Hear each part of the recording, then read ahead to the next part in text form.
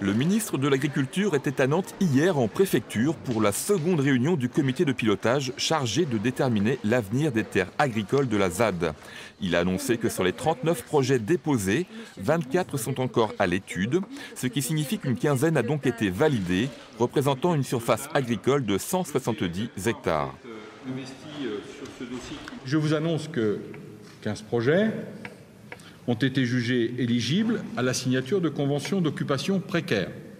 Ces COP seront signés dans les prochains jours, en tous les cas le plus rapidement possible. Madame la préfète en prendra la décision. Certains projets ne sont pas examinés parce qu'il y a des conflits d'usage, par exemple.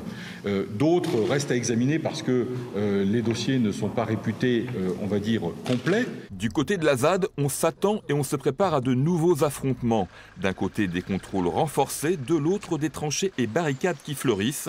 Un regain de tension que ressent cet éleveur d'ovins qui a déposé un projet en préfecture.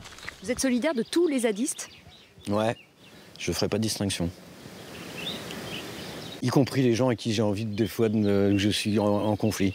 Pourquoi ? Parce que je préfère être en conflit qu'avec eux que me taper l'occupation militaire qui est là. Les tensions sont souvent mises aussi par le gouvernement parce qu'elles imposent un calendrier qui est difficilement tenable. Et par moments, j'ai un peu le sentiment qu'il y a un esprit de vengeance, mais je ne veux pas mettre tout sur le dos de l'État. Il y a aussi des gens qui ne souhaitent pas que ça se résolve de cette manière-là. Pas de calendrier fixé pour les expulsions. Elles devraient pourtant s'effectuer dans quelques jours, en pleine période de préparation de semis de maïs dans les champs.